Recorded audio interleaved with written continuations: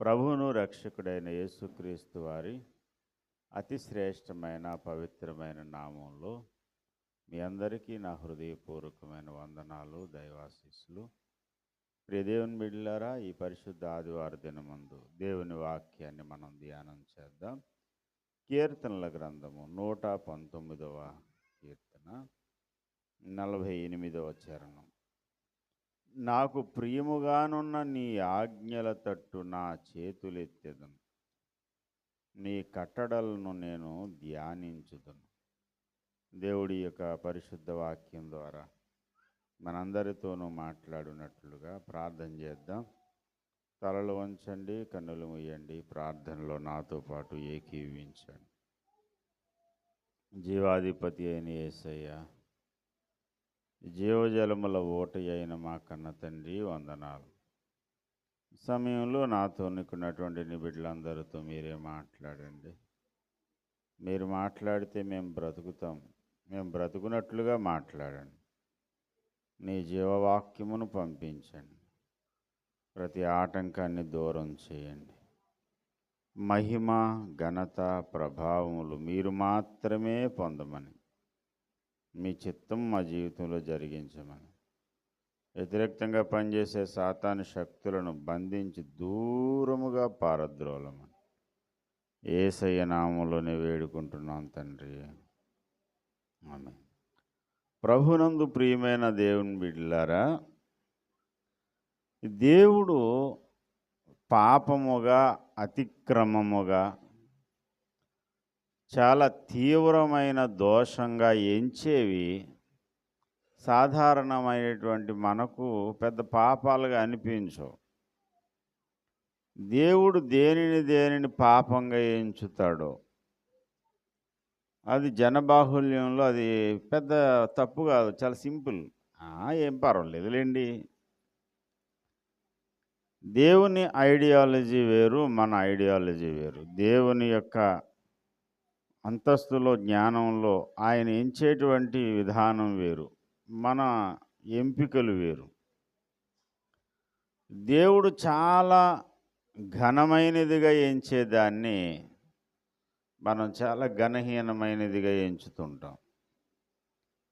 దేవుడు చాలా హీనమైందని అనేదాన్ని మనమేమో ఘనమైనదిగా ఎంచుతుంటాం. మన యొక్క విలువలు ఎంచే విధానం సరి అయినదిగా ఉండదు. మీకు ఒక విషయం జ్ఞాపకం చేస్తాను. యెషయా ప్రవచన గ్రంథంలో 5వ అధ్యాయము 20వ వచనంలో దేవుడు ఇలా రాయించాడు. కీడు మేలనియు, మేలు కీడనియు చెప్పుకొని, చీకటి వెలుగనియు, వెలుగు చీకటనియు ఎంచుకొని వానికి శ్రమ. చేదు తీపనియు, తీపి. ఇదేం సార్, తీయని వస్తువు తీసుకొస్తే కటిక చేదు అన్నాడట. కటిక చేదు తీసుకొస్తే చాలా తీయగా ఉందన్నాడట. కీడును తీసుకొస్తేనేమో మేలన్నాడు, మేలుని తీసుకొస్తే కీడన్నాడు. అంటే విలువలు నిర్ణయించడం అనేది చేతగాలేదు. అలాంటి వ్యక్తిని గురించి ఏమంటున్నాడంటే, అలాంటి వ్యక్తికి శ్రమ. సమాజంలో ఈనాడు చాలామంది మానసిక పరిస్థితి కూడా ఇలాగే ఉంది, ఇంత అధ్వానంగా ఉంది. మేలును కీడంటాడు, కీడునేమో మేలు అంటాడు. చాలా శ్రేష్టమైన దానిని, విలువైన దానిని తుచ్చమైనదిగా ఎంచుతాడు. ఏమైందో తెలీదు, అర్థం కాని పరిస్థితి. ఆరోగ్యంగానే ఉన్నాడు పై చూపులకు, కానీ దేవుడు ఘనమైనదిగా ఎంచేదాన్ని మాత్రం నీచమైనదిగా ఎంచుతాడు. దేవుని దృష్టిలో శ్రేష్టమైనది వీడికి శ్రేష్టమైనదిగా కనపడదు. ఈ సందర్భానికి అనుకూలంగా ఒక మాట చెబుతాను. ఒక్క దినము ఆయన మందిరపు ఆవరణంలో గడుపుట ఎన్ని దినాల కంటే శ్రేష్టం అన్నాడు? 1000 దినాల కంటే శ్రేష్టం. కానీ చాలామంది ఏం చేస్తారంటే, ఒక్క దినం ఊరిలో పనికిమాలిన విషయాల కోసం గడపడం దేవుని సన్నిధి కంటే ముఖ్యమైనదిగా ఎంచుతారు. దేవుని సన్నిధి చాలా ఘనమైనదిగా ఎంచేవాళ్ళు ప్రాణమైనా మేము పోగొట్టుకుంటాం, కానీ మేము దేవుని సన్నిధిని పోగొట్టుకునే ప్రసక్తి లేదు అని అనుకునే వాళ్ళు కొందరు ఉంటారు. కొంతమందికి దేవుని సన్నిధి అంటే అంత విలువైందిగా ఎంచదు. ఇందుకు ఏది మేలు చెప్పండి? ఏది శ్రేష్టం అంటే, ఒక దినము దేవుని సన్నిధిలో గడుపుట 1000 దినముల కంటే శ్రేష్టం. 1000 దినాల కంటే శ్రేష్టమైందేమో ఎలా కనిపించిందంటే వీడికి వేస్ట్ టైం. పర్వాలేదు సార్, పాస్టర్ గారు కానీ ఎవరైనా సరే అలా చెప్తుంటారు అంతే. మనం దాన్ని పెద్ద సీరియస్గా తీసుకోవద్దు. మన ఊళ్ళో చాలా కార్యక్రమాలు ఉన్నాయి, మనం చక్కబెట్టవలసినవి, వెలిగించవలసిన వ్యవహారాలు చాలా ఉన్నాయి, మనం వెలగబెట్టవలసినవి. ఇదేం పెద్ద ప్రాముఖ్యమైనది కాదు అనుకుంటాడు. ఎందుకనంటే ఆలోచన విధానమే సరైనది కాదు. దేవునికి మనకి చాలా వ్యత్యాసం ఉంది. ఆయన కంటే ఆయన మన తలంపులకు ఆయన తలంపులకు ఎంత ఉన్నతమైనవిగా, ఎంత ఎత్తుగా ఉన్నాయంటే భూమి కంటే ఆకాశం ఎంత ఉన్నతంగా ఉందో అంటాడు. అంత తేడా ఉంది. దేవుని ఆలోచనకు మన ఆలోచనకు చాలా వ్యత్యాసం ఉంటుంది. దేవుడు చాలా సీరియస్, చాలా కోప్పడేటువంటి సంగతులు ఉంటాయి. అవి మనకు చాలా సింపుల్ రీజన్, ఏ పర్లేదులే. ఇలా బైబిల్ గ్రంథంలో మనం ధ్యానం చేస్తూ వెళ్తే దేవుడేమో సీరియస్ అయి కోప్పడేవి చాలా చులకన భావనగా కనిపిస్తాయి అని అన్నాను కదా. దానికి ఒక ఉదాహరణ చెప్తాను. మనందరికీ తెలుసున్న వచనాలే, కానీ ఈ సందర్భాన్ని ఒకసారి మళ్ళీ జ్ఞాపకం చేసుకుంటే మనం యోగ్యమైన రీతిలో ప్రభు బలలోనికి వెళ్ళడానికి అవకాశం ఉంటుంది. ప్రభు బలను మనం సమీపించేటప్పుడు మనం ఈ మాటలు ధ్యానం చేద్దాం. మొదటి సమూయేలు గ్రంథం 13వ అధ్యాయము 13వ వచనం. అందుకు సమూయేలు, మొదటి సమూయేలు 13:13.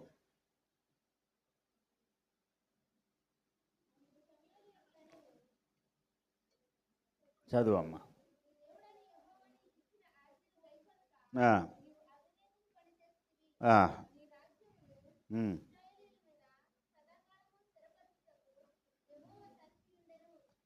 అయితే నీ రాజ్యము నిలువదు. ఏం చేశాడు? అవివేకపు పని చేశాడు. ఏంటి అవివేకపు పని? బాగా మందు కొడేసి ఊర్లో తిరిగేసి ఎవడన్నా కొట్టేసాడా? లేకపోతే ఎవడన్నా మర్డర్ చేశాడా? లేకపోతే ఏ ఆడపిల్లతోనైనా అమర్యాదగా ప్రవర్తించాడా? అలాగే ఏం చేయలేదు ఈయన. సౌలుని దేవుడు రాజుగా నియమించాడు. సమూయేలు ప్రవక్త అన్నాడు, నేను నీ దగ్గరకు వచ్చేంత వరకు జనులు మీరు కూడా ఆగండి. నేను వచ్చిన తర్వాత బలి అర్పించి దేవుని సన్నిధిలో ప్రార్థన చేసిన తర్వాత అప్పుడు నువ్వు వెళ్ళి యుద్ధానికి సాహసించి యుద్ధం చేయొచ్చు. ఇది దేవుడు చెప్పినటువంటి మాట. ఎవరొచ్చే వరకు ఆగాలి? ఎవరొచ్చే వరకు ఆగాలి? అందరూ వచ్చే వరకు ఆగాల అమ్మా? చర్చికి అందరూ వచ్చే వరకు మీరు వాక్యం చెప్పడం ఆగండి అంటారా? అది కాదు ఆగేది. నేను వచ్చేంత వరకు అంటున్నాడు సమూయేలు. నేను వచ్చేంత వరకు నువ్వు జనులు ఆగండి, స్టే చేయండి. అలాగా నేను వచ్చి దేవుని శాంతిపరిచి దేవుని సన్నిధిలో బలి అర్పణ చేసిన తర్వాత అప్పుడు మీరు యుద్ధానికి సిద్ధపడవచ్చు అని చెప్పాడు. అప్పుడు పరిస్థితి ఎలా ఉందంటే, ఈయనేమో కొత్త రాజు, ఈయనకేమో రాజ్యం చేయడం కానీ పరిపాలన విధానం కానీ ఏమీ తెలియదు. ఈయనకి తెలిసింది ఏంటంటే దేవుని అభిషేకం వాడు పొందుకున్నాడు, దేవుని చిత్త ప్రకారంగా యుద్ధం చేయాలని బయలుదేరాడు, అంతే తప్ప ఇంకేం తెలియదు దీనికి. జనులందరూ సమకూడారు. ఇటు చూస్తే శత్రు సైన్యం వచ్చి మోహరించారు. శత్రువులు ఒక పక్క ఉన్నారు. శత్రువుల చేతి నిండా ఆయుధాలు ఉన్నాయి, వీళ్ళ దగ్గర ఆయుధాలు కూడా లేవు. అసలు యుద్ధం చేసిన అనుభవం లేదు ఈయనకి. యుద్ధం ఆడిన అనుభవం లేదు, ఆయుధాలు లేవు, ఒక వ్యూహ రచన లేదు, ఏమీ లేదు. వచ్చిన జనాలందరూ ఎదురు చూస్తున్నారు. ఎవరి కోసం అంటే సమూయేలు కోసం. ఎదురు చూస్తుంటే ఉత్కంఠభరితంగా ఉంది సీన్ అక్కడ. ఒకసారి ఆలోచించండి. ఇప్పుడు ఉదాహరణకి చాలా సింపుల్గా మీకు అర్థమయ్యేలా చెప్తాను సీన్. పెళ్ళికి భోజనాలు పెట్టడానికి సిద్ధపడ్డాం. జనాలందరూ పెళ్లి భోజనాలు చేయడానికి వచ్చేసారు రెడీగా వడ్డించుకుని రెడీగా ఉంచుకున్నాం. నేను వడ్డన చేయడానికి అన్నీ కూడా ఇప్పుడంతా బఫే సిస్టమ్ కదా, బఫేకి అనుకూలంగా అన్నీ సెట్ చేసాం. టైం చూస్తే 3 అయిపోతుంది. 12 గంటలకు ఎట్టవలసిన భోజనాలు 3 అయిపోతుంది, కానీ ఇంకా భోజనాలు పెట్టడం లేదు. జనాలందరూనేమో గోల పెడుతున్నారు, భోజనాల సంగతి ఏంటి చూడండి సార్ అని. అప్పుడు ఏమన్నానంటే, నేను వచ్చి ప్రార్థన చేసిన తర్వాతే మీరు భోజనాలు వడ్డించాలన్నా అండి. జనాలు వెళ్ళిపోతున్నారు పక్క నుంచి. ఆగండి అమ్మా, ప్లీజ్ ఆగండి, పాస్టర్ గారు వచ్చేస్తారు అని ఆపుతున్నా సరే జనాలు ఏం ఆకలితో అంతసేపు ఉంటాం సార్, పాస్టర్ గారు రావడం ఏంటి, మీరు ప్రార్థన చేసేయండి. అక్కడ ప్రార్థన చేయడం పెద్ద ఏముంది, ఎవరో ఒకరు ప్రార్థన చేసి ఆ భోజనాలు వడ్డించేస్తే అయిపోయేదానికి అని జనాలు అంటారా ఒకరి పక్క నుంచి ఫోర్స్ చేస్తున్నారు.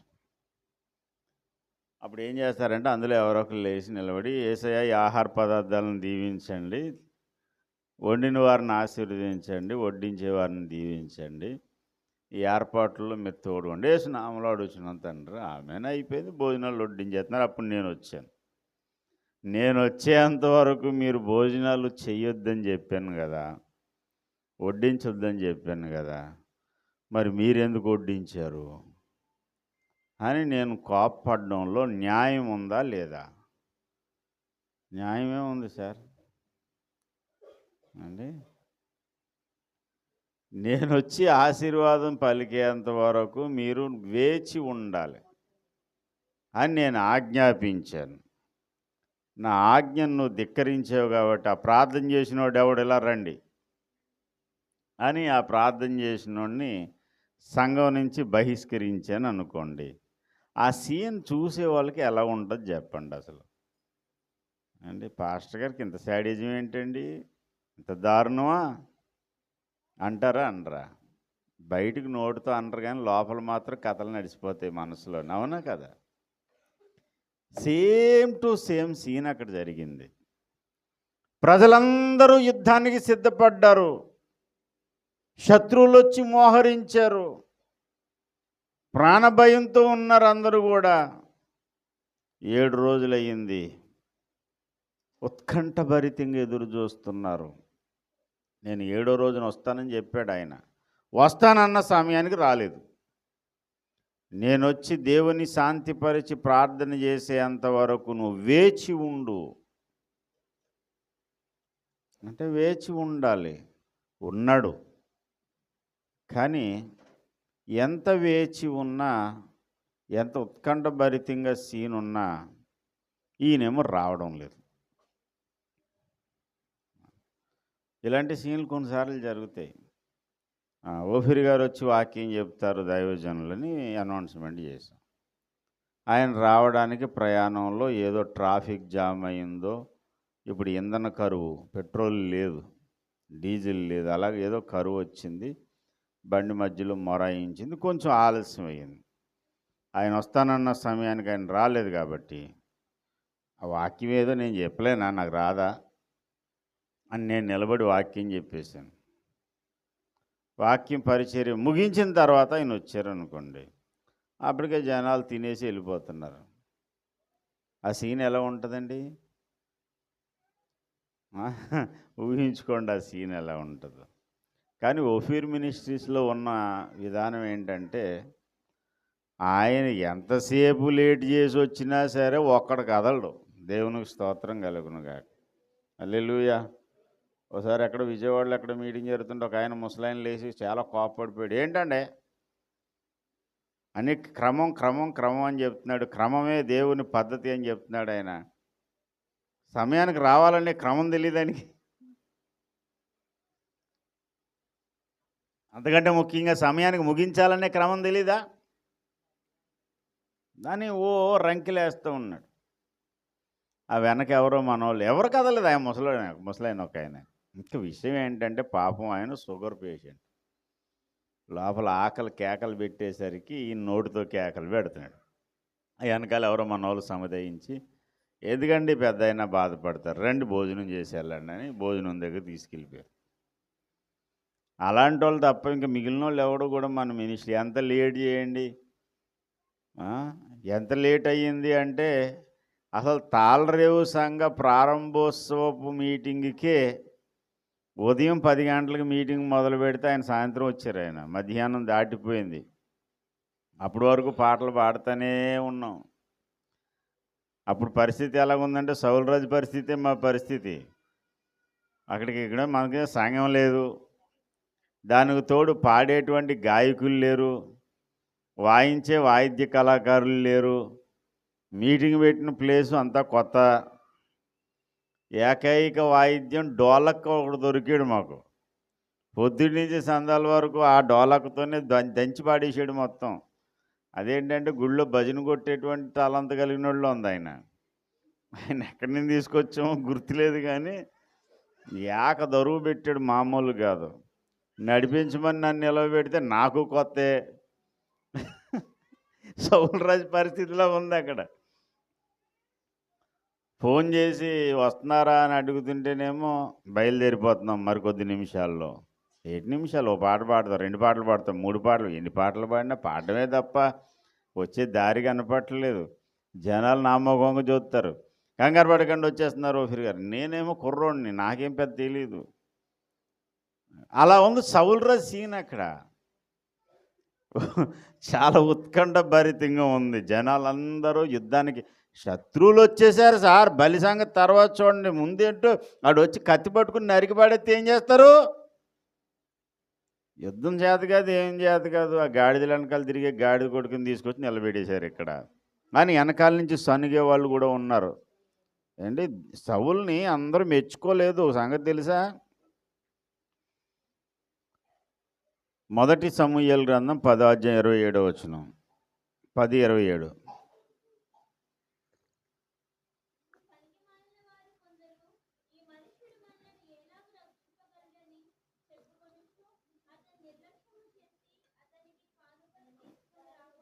చాలా పనికి మాలిన కొంతమంది ఏమనుకున్నాడా, ఆఫ్టర్ ఆల్ మనల్ని రక్షించాడు. ఏమన్నా యుద్ధం సీనియారిటీ ఏమన్నా ఉందా? కొంతకాలం సైన్యంలో ఏమన్నా పనిచేసాడా? గతకాలపు అనుభవాలు ఏమన్నా? ఏం లేవండి. వచ్చి మనల్ని రక్షించేస్తాడంట అని అతన్ని నిర్లక్ష్యము చేశారు, తీసి అవతల బారేశారు. అలాంటి పరిస్థితుల్లో యుద్ధానికి పూనుకుంటే శత్రువులు పక్కన, వీళ్ళలోనే కొంతమంది శత్రువులు ఉన్నారు. ఏమి సార్, ఒక చేతి వేళ్ళే సమానంగా ఉండవు. ఒక ఇంట్లో 4 అన్నదమ్ములు ఉంటే నలుగురిది 4 రకాల భిన్నాభిరుచులు. మా ఇంట్లో 4 ఉన్నాం, నలుగురిది 4 రకాల మైండు. పేరుకి అన్నదమ్ములే, ఒక తల్లి బిడ్డలమే, ఒక రక్తమే, ఒకే సంఘం మనం అందరూ. కానీ ఇక్కడ ఉన్న వాళ్ళందరిది ఒకటే మైండ్ ఉంటుందా? ఒక విషయం గురించి మాట్లాడండి అన్నాం అనుకోండి, ఒకళ్ళు అవునంటే ఇంకోళ్ళు కాదంటారు, ఇంకోళ్ళు కాదంటే ఇంకోళ్ళు అవునంటారు. మిమ్మల్ని అందరినీ నేను అడిగి, మీ అభిరుచి అడిగి, ఈ యానివర్సరీ డేకి ఏ కూర వండుదామని అన్నాను అనుకోండి, నాన్ వెజ్ లేని వాళ్ళు, అంటే ఇష్టం ఉండేవాళ్ళు మామూలు కూర ఒప్పుకోరు. ఏం సార్ యానివర్సరీ పెట్టి నాన్ వెజ్ వండకపోతే ఎలాగా అని ఎవరో అంటారు. ఇంకోళ్ళు అంటారు తిని నాన్ వెజ్ చిరాకు వచ్చింది సార్. మన సత్యనారాయణ రాజు గారు అంటారు కాయగూర పెట్టండి అండి ఎందుకు వచ్చింది. నాన్ వెజ్ గుండెపోటు వస్తుంది, వద్దు కాయగూర పెట్టండి, అది కూడా హాఫ్ బాయిల్డ్, పూర్తిగా బాయిల్ చేయొద్దు. ఇంకొకరు ఎలీసి అంటాడు చేపలు లేకపోతే కుదరదండి, మన ఏరియాకి బ్రాండ్ చేపలు అంటారేంటి సార్, పీతలు మన బ్రాండ్ అసలు. ఇలా ఒక్కొక్కరిది ఒక్కొక్క అభిప్రాయం, అందరిది ఒకరి ఉంటుందండి, ఉండదు. ఇప్పుడు ఇంతమంది జనాభా ఉన్నారు ఇశ్రాయేలీలందరూ, ఒక్కొక్కడు ఒక్కొక్క రకమైన కేకలు, ఏం చేస్తున్నారో తెలీదు. అక్కడ ఏమనుందో తెలుసా, జనులు చెదిరిపోవుట. ఏంటి 11వ వచనం, 13-11. సమూయేలు అతనితో నీవు చేసిన పని ఏమని అడిగాను. అందుకు సౌలు, జనులు నా యొద్ద నుండి చెదిరిపోవుటయు నిర్ణయ కాలమున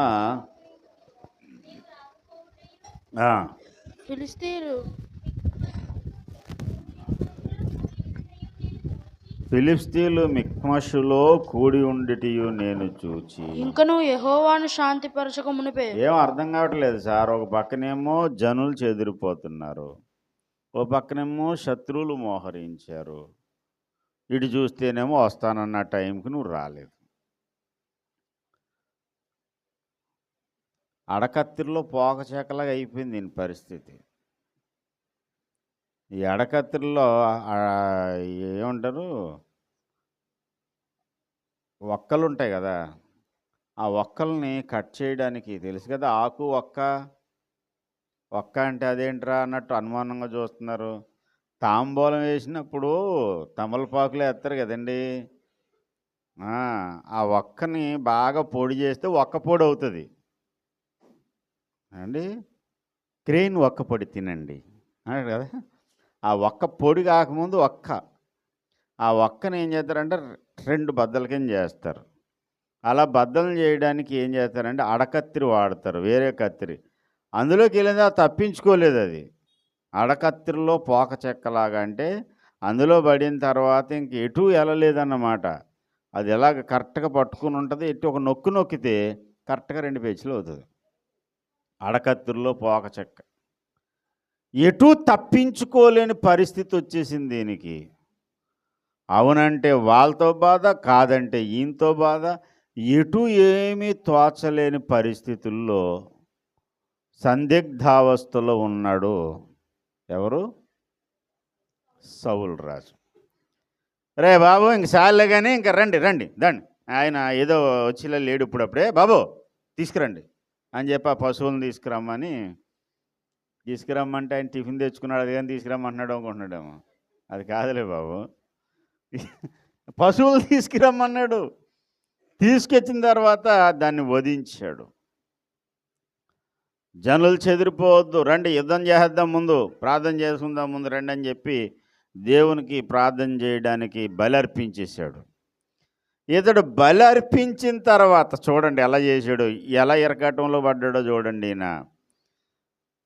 ఈయన ఇలా బలి అర్పించి చాలించిన వెంటనే 10వ వచనం, అతడు బలి అర్పించి చాలించిన వెంటనే సమూయేలు వచ్చాను. సౌలు అతన్ని కలుసుకొని అతనికి వందనము చేయుటకే బయలుదేరగా, నువ్వు చేసిన పని ఏంటి అని మొదలుపెట్టాడు. ఇంకా కోటింగ్ అన్నమాట. ఇంకక్కడ సార్ ఈయన బలి అర్పించేటువంటి సీన్ పూర్తయి దాన్ని ముగించగానే వచ్చాడంటే ఈయన ఎక్కడున్నాడు అప్పటి వరకు? దగ్గరలోనే ఉన్నాడు. అర్థమవుతుందా మీకు? ఎక్కడున్నాడు ఈయన? దగ్గరలోనే ఉన్నాడు. ఇక్కడ బైబిల్లో ఏముందంటే బలి అర్పించి చాలించాడంట. అర్పించుట చాలించగానే వచ్చేసాడు. అంటే దగ్గరలో ఉన్నాడు, చూస్తున్నాడు సీన్ అంతా. ఈయనేమో చూసే అవకాశం లేదు, ఈయన కనపడకుండా ఎక్కడో ఉన్నాడు చాటున. అప్పుడేమన్నా హెలికాప్టర్లు ఉన్నాయా, లేకపోతే డ్రోన్లు ఉన్నాయా, ఫ్లయింగ్ కార్స్ ఉన్నాయా? కాలినడకే కదా, కాలినడకను రావాలి. కాలినడకను వచ్చేసాడు, చాటుగా ఉన్నాడు ఎక్కడో. ఏం చేస్తారో చూద్దాం అంటే ఇక్కడ ఏం చేస్తున్నాడంటే, నేను చెప్పిన మాట వింటాడా లేదా అని పరీక్ష చేస్తున్నాడు. అది సమూయేలు పరీక్ష కాదు, సాక్షాత్తు దేవుడే పరీక్షిస్తున్నాడు. సౌలు చేసింది సమాజం దృష్టిలో పెద్ద తప్పేం కాదు. నేను ఇందా చెప్పాను, 3 అయిపోయినా భోజనాలు పెట్టలేదు, జనాలు కేకలేసేస్తున్నారు. అప్పుడు ఏం చేస్తారు? ఎవరో ఒకరు ప్రార్థన చేసేసి భోజనాలు పెట్టేయమంట.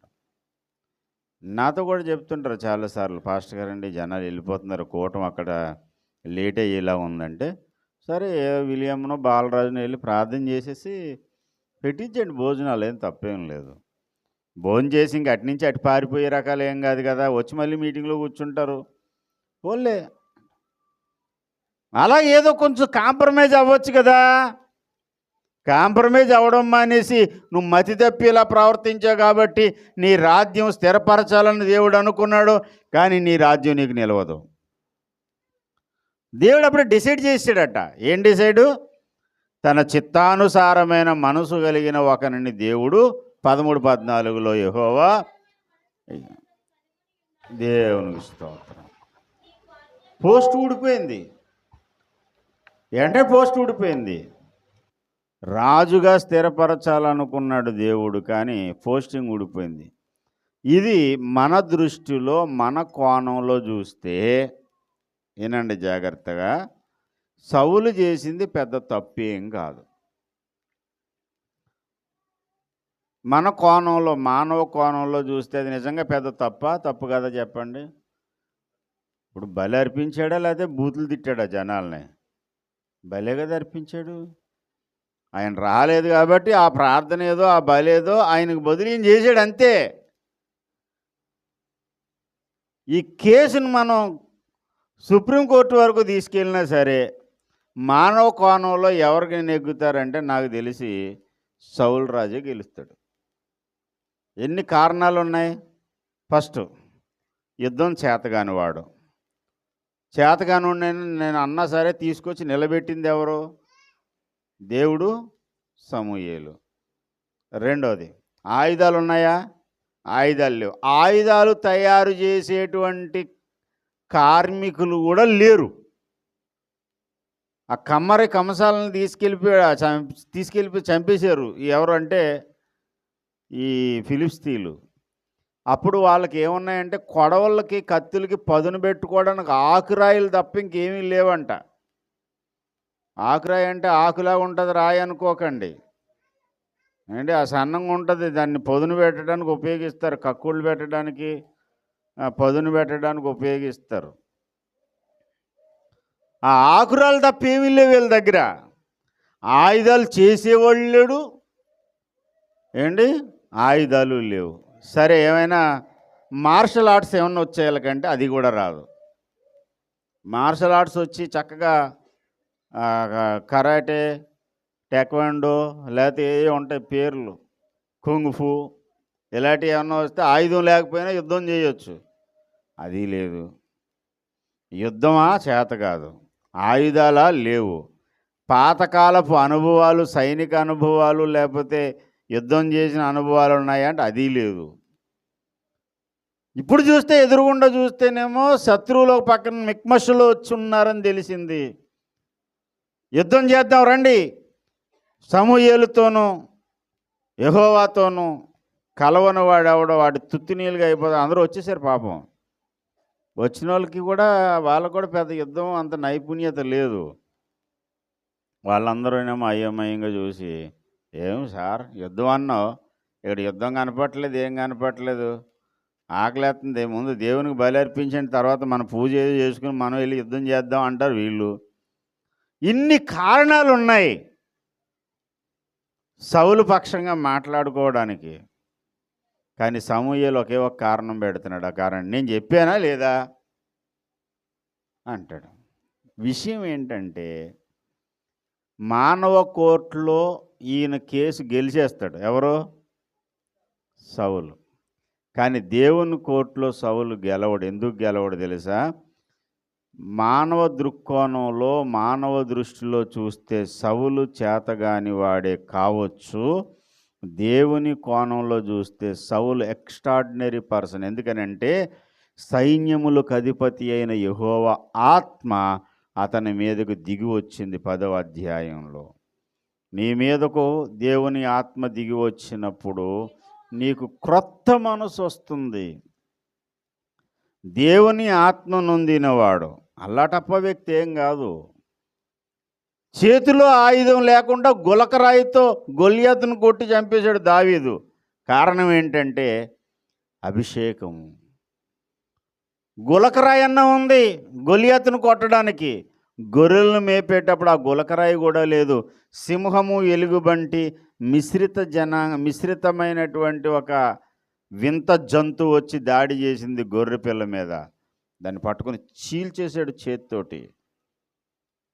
అంతటి వీరుడైపోయాడు దావీదు. కారణం యెహోవా అభిషేకం. దేవుని ఆత్మాభిషేకం నొందినవాడు. కొంచెం ఆలస్యమైన జనులందరూ చెదిరిపోయినా ఒక్క సౌలు ద్వారానే దేవుడు గొప్ప విజయం ఇచ్చేయగలడు.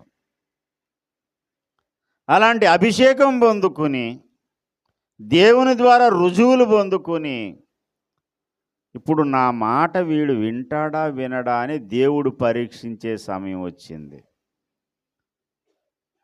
ఆయుధాలు లేవనేది మనకు మ్యాటరు. ఆయుధాలు లేకపోయినా విజయం ఇవ్వడం దేవునికి పెద్ద మ్యాటర్ కాదు. అది దేవునికి స్తోత్రం. ఆ సంగతి ఎవరికి తెలుసు అంటే సౌలుకు కూడా తెలుసు. ఎందుకంటే అభిషేకం పొందినోడు ఆయన. జనులందరూ గొల్లుమని ఏడుస్తున్నారు, కానీ సౌలు ఏడ్చాడా? 11వ అధ్యాయం చూడండి. ప్రజలందరూ ఏడుస్తున్నారంట గొల్లుమని. ఈ అమ్మోనీయులు వచ్చారు యుద్ధానికి అనేటువంటి మాట వినగానే పొలంలో నుండి వచ్చాడు. 5వ వచనం, సౌలు పొలంలో నుండి వచ్చి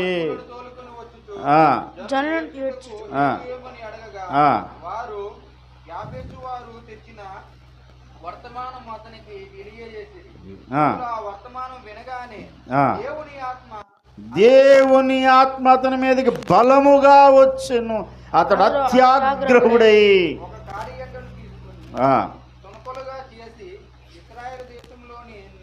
నలు దిక్కులకి పంపించాడు. రేయ్ ఎవడైనా సరే గుర్తుకోండి, సౌలుతోనూ సమూయేలుతో చేరకుండా ఉంటాడో వాడిని ఎద్దును ముక్కలు చేసినట్టు చేసి పడేస్తాను. ఎంత ధైర్యం చూడండి. మామూలు మనిషి కాదు. అంత ధైర్యం అంతా ఎక్కడి నుంచి వచ్చిందంటే యెహోవా ఆత్మ అతని మీదకి బలముగా దిగి వచ్చింది. దేవునికి స్తోత్రం. దేవుని ఆత్మ నొందినవాడు దేవునితో నడిచిన అనుభవం అయితే సంపాదించుకున్నాడు కాస్తో కోస్తో. ఇప్పుడు జనులు చెదిరిపోయే సీన్ వచ్చేసరికి ఏం చేయాలి? ఈయన అసలు ధైర్యంగా నిలబడి ఆగండి. ముందు ముక్కలు చేసేటి చూడండి ఎద్దుని. ఈ ఎద్దు ముక్కలు ఎలాగయ్యో ముక్కలు అయ్యాయో మీరు సమూయేలుతో సౌలుతో జరపద ముక్కలు చేస్తున్నాడు చూడు. అదే లెవెల్లో మళ్ళీ ఒకసారి ఎవడన్నా ఎక్కడి నుంచి కదిలేడా ముక్కల కింద కైమ కొట్టు పడేస్తాను. ఎవడన్నా సరే కదలొద్దు, దైవజనుడు వచ్చే వరకు మనం ఇక్కడ ఉండవలసిందే అని ఒక లీడింగ్ పొజిషన్లో ఉన్న వ్యక్తి అలా మాట్లాడాలి. అలా మాట్లాడతాడా లేదా ఏం చేస్తాడని చెప్పి పరీక్షించడానికి. ఐఏఎస్ టెస్టులకి వాడు ఎంత కష్టపడి ఎగ్జామ్ రాసినా ఐఏఎస్లో ముఖ్యమైనటువంటి కీలకమైన భాగం ఏంటంటే ఇంటర్వ్యూ చేస్తారు. ఒకసారి ఇంటర్వ్యూకి వెళ్ళినప్పుడు మా సార్ చెప్పారు, మా తెలుగు మాస్టర్ గారు చెప్పారు, రాజారావు మాస్టర్ చెప్పారు. ఇంటర్వ్యూకి వచ్చాడంట ఐఏఎస్. ఇంటర్వ్యూ చేస్తే ఆయన ఇలాగా పేపర్ వెయిటర్ తిప్పుతూ ఉన్నాడు. ఇలాగా పేపర్ వెయిటర్ తిప్పుతున్నాడు. ప్రశ్నలు అడుగుతున్నారు. నీ గురించి చెప్పుకో అనగానే నా పేరు అప్పారావు అండి, నేను సుబ్బారావుపేట నుంచి వచ్చానండి, మా నాన్న పేరు వెంకట్రావు అండి, మా అమ్మ పేరు వెంకయ్యమ్మ అండి, మొత్తం చెప్తున్నాడు ఆయన. సో చెప్తుండగా ఈయన ఇలా పేపర్ వెయిటర్ తిప్పుతూ ఉన్నాడు. అది పడిపోయింది. ఈ తమ్ముళ్ళలాగే తీసిచ్చాడు ఆయన. తమ్ముడు ఏం చేశాడు? కింద పడిపోయింది, తీసి ఇచ్చాడు. తీసి ఇవ్వగానే ఆయన అన్నాడంట, నువ్వు వెళ్ళిపోవచ్చు బాబు, నువ్వు పనికిరావు అని చెప్పాడట. నిన్ను కాదయ్యా, ఐఏఎస్ ఇంటర్వ్యూకి వచ్చిన ఆయన్ని బయటికి పంపించేశారు. సెలెక్ట్ అవ్వలేదు. కారణం ఏంటనంటే ఆ పేపర్ వెయిటర్ తీసి ఇవ్వడం విధేయత కాదు. ఇక్కడ ఏంటంటే నువ్వు లీడింగ్ పొజిషన్లో ఉన్నటువంటి ఇండియన్ అడ్మినిస్ట్రేషన్ సర్వీస్కి నువ్వు వచ్చావు. అడ్మినిస్ట్రేషన్ సర్వీస్కి వచ్చిన వాడు ఏం చేయాలంటే ఆ పడిపోయిన వెయిటర్ని, ఆ పేపర్ వెయిటర్ని అక్కడ ఫ్యూన్ పిలిచి కొంచెం తీసి పైన పెట్టని చెప్పాలి. నువ్వు అడ్మినిస్ట్రేషన్ చేయాలి, అంతే తప్ప నువ్వు వెళ్ళి చాకరీ చేయొద్దు. అక్కడ నువ్వు చాకరీ చేసే మైండ్ ఉంది తప్ప నువ్వు లీడింగ్ చేసే మైండ్ నీకు లేదు. కాబట్టి ఇంటికి వెళ్ళి చాకరీ చేసుకొని పంపించారట. చిన్న విషయానికి అంటే అతడు ఏ స్థానంలో ఉన్నాడు అంటే జనాల్ని బతిమాలుకునే స్థానంలో లేడు సౌలు. ఏ స్థానంలో ఉన్నాడు? జనాల్ని నడిపించే స్థానంలో ఉన్నాడు. నడిపించే స్థానంలో ఉన్నవాడు ఆ స్థాయిని, ఆ స్థానాన్ని కాపాడుకుంటాడా, లేక వాళ్ళు చెప్పినట్టు ఈయన వింటాడా? ప్రజలు చెప్పినట్టు నేను విన్నాను కాబట్టి నేను అపరాధం చేశాను. పోయిన వారం సౌలు పశ్చాత్తాపం కోసం చెప్పాను, మీకు జ్ఞాపకం ఉందో వదిలేశారో చెప్పానా లేదా? పోయిన వారం ఎంతమంది పశ్చాత్తాపం కోసం చెప్పానండి? 3 పశ్చాత్తాపం. పరులు నువ్వు మాట్లాడుకో. వాళ్ళ 3లో మొదట ఆయన పేరు ఏం పేరు ఎవరు చెప్తారు? ఆ వెనకున్న వాళ్ళు ఎవరన్నా చేయొద్దండి. 3 పేర్లు చెప్పాను నేను, 3 గురించి చెప్పాను. మొదట ఆయన ఎవరు అమ్మ? ఎవరమ్మా? ఎవరో ఒకరు పాస్టర్ గారు, మమ్మల్ని వదిలేండి. నేను మాత్రం కాదని పాస్టర్ గారు అన్నాడు.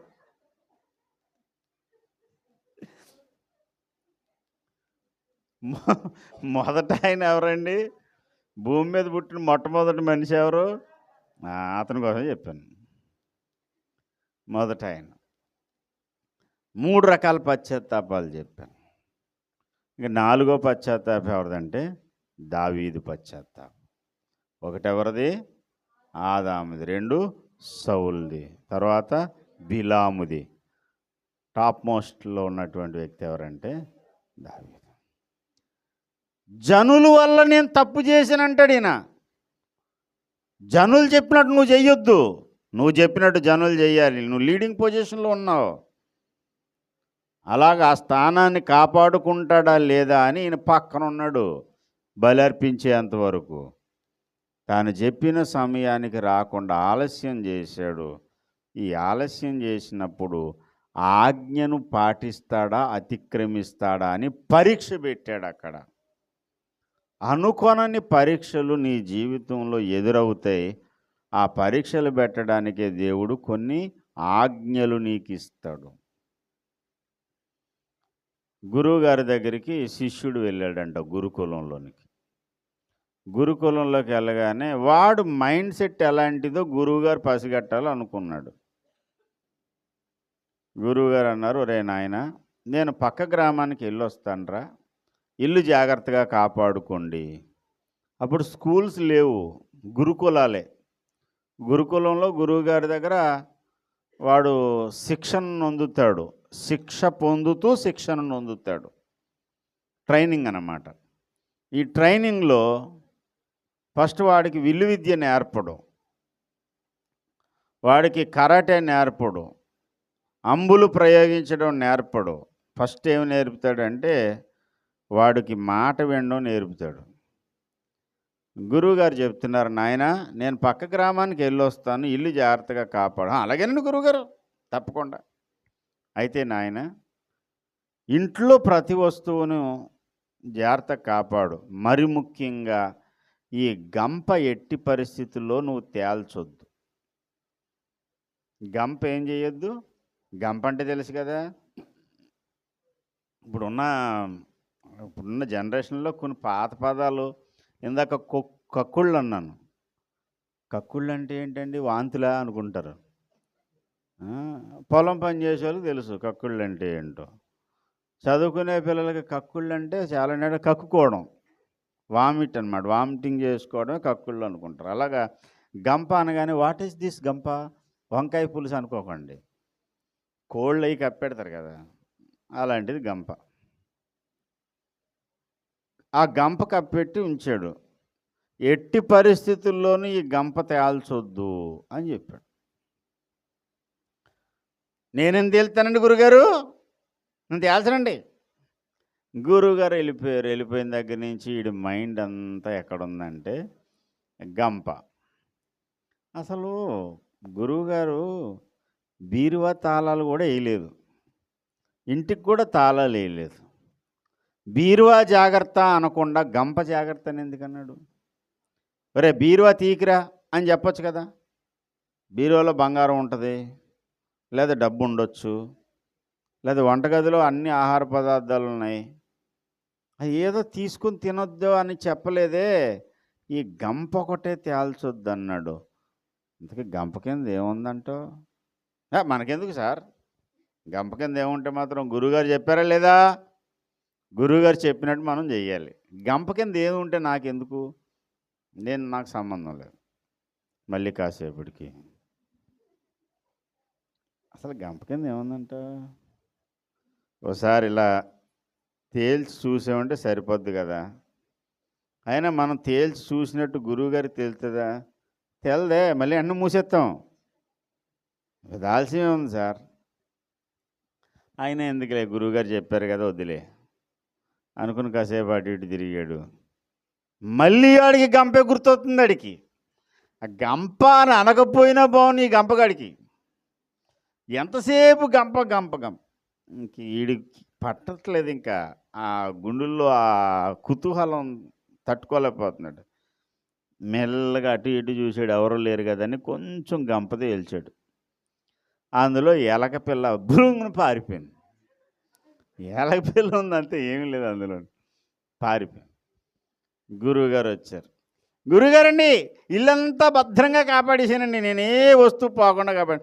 గంప కింద ఎలక తప్ప ఏమీ లేదని అన్నాడు. ఫెయిల్ రా నువ్వు, ఇంటికి పో, నువ్వు పనికిరావు. నీకు నేను ఏ విద్య నేర్పాలన్నా ముందు నీకు లోబడే విద్య లేదు. నేను గంప ఎత్తొద్దు తీయొద్దు అన్నది గంప కింద ఏదో ఉందో లేదా గంపలో ఏదో ఉందో కాదు, నీకు విధేయత ఉందో లేదో పరీక్షించడానికి. విధేయతను పరీక్షించడానికే నేను ఈ షరతు పెట్టాను. కానీ నువ్వు దాన్ని ఏం చేసావు? తుంగలో దొక్కావు. మరి నేను నీకు విద్య ఎలా నేర్పించాలి? నీకు విధేయత లేదు కాబట్టి శుభ్రంగా ఇంటికి వెళ్ళిపోయి అందరిలాగే పొలం పని చేసుకో, కానీ నేను మాత్రం నీకు విద్య నేర్పనని తోసేసాడట గురువుగారు. ఈ రోజున సౌలు చరిత్ర గురించి చెప్పుకుంటున్నప్పుడు, సౌలు జీవితాన్ని గురించి మాట్లాడుకుంటున్నప్పుడు, సౌలును దేవుడు లేక ప్రవక్త అయిన సమూయేలు గర్దించడానికి కారణం ఏంటంటే, అతడు బలి అర్పించడం తప్పని కాదు. అక్కడ బలే కదండి అర్పించాడు, బలి అర్పించాడా బలి అర్పించలేదా కాదు, మాటను త్రోసివేశాడా మాటను విన్నాడా అనేది ముఖ్యం. విధేయత అనేది ఆయనలో లోపించింది. తత్ఫలితముగా సౌలును దేవుడిచ్చిన వాగ్దానము నుండి, కృప నుండి అతన్ని త్రోసేశాడు. కృప దూరం అయిపోయింది. రాజ్య పాలన విషయంలో దేవుని కృపను సౌలు పోగొట్టుకున్నాడు. సార్ పాస్టర్ గారు, మీరు మూలవాక్యం ఏం చదివారు? మీరు ఏం మాట్లాడుతున్నారు? అసలు ఏదో తోసిందల్లా చెప్పుకుని వెళ్ళిపోవడమేనా? మూలవాక్యం ఏంటి? పాతరెడ్డి గారు చెప్పండి. కొత్త రెడ్డి గారికి అయితే మరి మూలవాక్యం తెలీదు అండి. మన ఆరాధన 6 గంటలకైనా మనం ఒక్కొక్క గాడి చేరుకునేసరికి, ప్లాట్ఫామ్ మీదకి వచ్చేసరికి అలా మెల్లగా చేరుకుంటున్నారు. దేవుని మహాకృప ఏంటంటే ఈ పాటికల్లా అందరూ వచ్చేసారు. అది నేను సంతోషించే విషయం అండి. కొంచెం మారాలండి. మళ్ళీ అటెండెన్స్ వేయండి అమ్మ వచ్చే వారం నుంచి మళ్ళీ తర్వాత చెప్దాం అనుకున్నాను. లైవ్లోనే చెప్తున్నాను, వినండి. రాలేని వాళ్ళకి కూడా గుర్తు ఒకవేళ వింటే తెలుస్తుంది. వచ్చే వారం 6 గంటల వరకు, 6 గంటలకు డోర్ తీయండి, 6:30 వరకు చూడండి, అరగంట. 6:30కి గేటుకి తాళం వేసేయండి. 6:30కి గేటుకి తాళం వేసేయండి. ఆ తర్వాత చూద్దాం 1, 2 వారాలు. ఆ తర్వాత ఒక 10 నిమిషాలు మాత్రమే ఇద్దాం టైం. సమ్మతమేనా? స్తోత్రం చెప్పండి ఒకసారి. చాలా చేతులు లేగలేదు. పాస్టర్ గారు అంటారు కానీ చేస్తారేంటి అని మీరు ఏం భ్రమపడొద్దు. మీరు ఇలాగని టైం పాటించగలిగితే, ఇలాగంటే ఇలా లేట్ చేయడం కాదు, కరెక్ట్గా టైం పాటించగలిగితే ఏమవుతుందంటే నేను మిగిలిన వాళ్ళకి న్యాయం చేయగలుగుతాను. ఇక్కడే 11 అయిపోయి ఇక్కడే 10 అయిపోయిన తర్వాత మిగిలిన ఉన్న ఆరాధనలు ఎలా నడిపించగలుగుతాను? కాబట్టి కొంచెం సహకరించండి. వచ్చేది ఎలాగే వస్తున్నాం, ఆ వచ్చేది ఇన్ టైంలో వస్తే ట్రైన్ ఎక్కాలనుకుంటున్నట్టు నేను బయలుదేరుతున్నాను సార్, నేను ట్రైన్ పర్వాలేదు. ఆ ఇండియన్ రైల్వే భారతదేశం ఎవరిది? నాది, నా మాతృదేశం, నా మాతృభూమి. మరి భారతీయ పౌరుడిని నా కోసం ఒక అరగంట ఆపడా బస్సు, నా కోసం ఆపడా ట్రైన్ అంటే ఆగుతుందా? ట్రైన్ ఆగదు, బస్సు ఆగదు, ఏది ఆగదు. కానీ మనం ఉన్న సమయాన్ని సద్వినియోగం చేసుకోవాల్సిన అవసరం ఉంది. సమయం చాలా విలువైంది, దాన్ని కాపాడుకోవాలి. ఇది ఎందుకు చెప్పానంటే మూలవాక్యం ఎవరికి అర్థమవుతుందంటే మొదట వచ్చిన వాళ్ళకి మూలవాక్యం ఏదో తెలుస్తుంది. ఆ మూలవాక్యాన్ని బేస్ చేసుకునే వాక్యం అంతా చెప్తాం. కానీ మూలవాక్యం మూలకి ఇసిరేసినట్టు దాన్ని పట్టించుకోవట్లేదే పాస్టర్ గారు మీరు అని ఎవరు భ్రమపడొద్దు. నేను మూలవాక్యంలో ఏం చదివించాను ఒకసారి చదవండి ఎవరైనా. రిఫరెన్స్ ఎంత? ఆదికాండమా 119వ కీర్తన 119 48వ చరణం చదువమ్మా. నాకు ప్రియముగానున్న నీ ఆజ్ఞల తట్టు నా చేతులెత్తుచున్నాను. హల్లెలూయా చెప్పండి అందరూ. దేవుని ఆజ్ఞలంట ఆయనకు ప్రియముగా ఉన్నాయట. అసలు దేవుడు చెప్పిన దానికి ఎందుకు లోబడతాడు ఎవడైనా? అసలు లోబడలేదు అంటే దానికి కారణం ఏంటో తెలుసా? దేవుని మాట వాడికి ప్రియమైనదిగా లేదు గనుక. నచ్చలేదు దేవుని మాట. బాబు నువ్వు పలానా కార్యం చేయని ఎవరికన్నా చెప్పామనుకోండి, అలాగే అని చెప్పేసి వదిలేశాడంటే దాని అర్థం ఏంటంటే నేను చెప్పింది వాడికి నచ్చలేదని అర్థం. మొహమాటానికి పర్లేదులేండి. అలాగే భోజనం వడ్డిస్తా ఉన్నాం, బాబు ఈ కొంచెం కాకరకాయ కూర తిను మంచిదని వడ్డించాం. మొహంగా చూసి మొహమాటానికి సరేలే అని, కానీ ముట్టుకోలేదు దాన్ని. అమ్మ తినమ్మా కాకరకాయ మంచిది అంటే ఏదో చిన్నది ఎలా నోట్లేటి పక్కన వేసి, ఎందుకు అలా పక్కన వేసాడు అంటే అది నచ్చలేదు కాబట్టి. నచ్చకపోయినా ఇష్టం లేకపోయినా అమ్మో పెట్టారు అమ్మగారు. మొన్న రాత్రి వచ్చారు అమ్మగారు. మొన్న నేను డైట్లో ఉన్నాను. డైట్లో ఉన్నప్పుడు వెళ్ళాను. డైట్లో పరమశత్రువు ఏంటంటే టీ తాగకూడదు అసలు. అప్పటికే టీ చాలా రోజులు బట్టి మానేశాను నేను. మానేసిన తర్వాత టీ ఇచ్చిన తర్వాత అమ్మ నేను టీ మానేశాను, తాగరా, తాగు పర్లేదు తాగు. ఇంకేం చేయాలో అర్థం కాలేదు. ఇప్పుడు ఆవిడే అలాగ అన్న తర్వాత ఇంకేమంటావు? ఇంకా ఆధ్యాత్మిక తల్లి అండి, అసలు ఓనమాలు దేవుని గురించి ఓనమాలు నేర్పిన వ్యక్తి. అలాంటి వ్యక్తి ఒక మాట గద్దించి, లేకపోతే గద్దించడం కూడా కదా, ఒక ఆజ్ఞలాగా నాకు ఇష్టం లేదు అయినా సరే తాగాను అంతే, తప్పదు. ఇంకా నేను ఒక మాట చెప్తాను వినండి. దేవుని ఆజ్ఞలు నీకు నచ్చినప్పుడు చేయడం కాదు, నచ్చినా నచ్చకపోయినా అది ఆయన చెప్పాడు గనుక అది నాకు ప్రియమైంది. అది విషయం. దేవునికి స్తోత్రం. ఆయన చెప్పినందుకు అది నాకు ప్రియమైంది. నాకు నచ్చింది ఆయన చెప్పినందుకు కాదు. నీకు నచ్చింది చెప్పినా నచ్చకపోయింది చెప్పినా చెప్పినవాడు నాకు నచ్చినోడు కాబట్టి, నాకు ఇష్టమైన వాడు కాబట్టి, ఆయన అంటే నాకు ప్రేమ కాబట్టి ఆయన చెప్పింది నేను చేస్తాను. అలాంటి మనసు ఉన్నవాడే చెప్పిన దాని ప్రకారం చేయడానికి ఇష్టపడతాడు. సౌలు దేవుణ్ణి ప్రేమిస్తున్నాడా?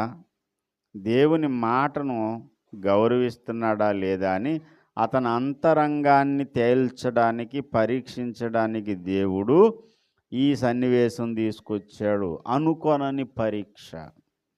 ఆది నుంచి దేవుడు ఇదే పద్ధతి అవలంబించాడు. ఆదికాండం మనకు తెలుసు 3వ అధ్యాయంలో ఏదెను తోటలో మంచి చెడుల తెలివినిచ్చే వృక్షాన్ని పెట్టాడు దేవుడు. ఈ ఫలము తినుదినమున నిశ్చయముగా మీరు చచ్చెదరు అన్నాడు. అసలు ఆ పండు తింటే చచ్చిపోతాడా? అదేమన్నా పాయిజన్ ఫ్రూటా? కాదు. విషయం అది కాదు. దేవుని మాట వింటాడా వినడా? ఎందుకు వింటాడు అంటే దేవుని మీద ప్రేమ ఉన్నదా లేదా అనేది పరీక్షించాలి. ఇప్పుడు నా మీద ప్రేమ ఉన్నవాడు నేను చెప్పింది వింటాడు. నా మీద గౌరవం ఉన్నటువంటి వాడు నేను చెప్పిన మాటకు లోబడతాడు. అది దేవుడు ఎదురు చూస్తాడు. రేకాబీయులు అనేటువంటి వారిని గురించి చెప్పాడు ఇర్మియా గ్రంథంలో. వారి తండ్రి వారికి ఆజ్ఞాపించిన దాని ప్రకారం చేస్తే దాన్ని బట్టి దేవుడంట నా సన్నిధిలో నిలిచే భాగ్యం ఇస్తానని చెప్పి వాళ్ళని దీవించేస్తాడు. సార్, వాళ్ళ నాన్న చెప్పింది ఏమన్నా బాగుందా? వాళ్ళ నాన్న ఏం చెప్పాడు? మీ ద్రాక్షారసం తాగొద్దు, వాళ్ళ సహజ పానీయం తాగొద్దు అన్నాడు. అంతేకాదు, మీరేం చేస్తారంటే ఇల్లు కట్టుకోవద్దు, విత్తనాలు వేసి భూమి మీద విత్తనాలు నాటొద్దు, ఇవన్నీ చెప్పాడంట. ఇప్పుడు ఇవన్నీ కూడా ఏ తండ్రి అన్నా చెప్పాడు అనుకోండి. అంటే నేనే మీ అందరికీ చెప్పాను, బాబు మీరెవరు కూడా ఇల్లు కట్టుకోకండి, డేరాల్లో ఉండండి, టీ ఎవరో తాగొద్దు. మరి ద్రాక్షారసం అంటే మన వైపు టీ తాగినట్టు వాళ్ళకి టీ తాగకండి, పొలంలో విత్తనాలు వేయకండి, దేశ దిమ్మర్లా తిరగండి అని చెప్పాను అనుకోండి. వెరీ గుడ్ పాస్టర్ గారు, మీరు చెప్పినట్టు చేస్తాం అంటారు ఎవడన్నా?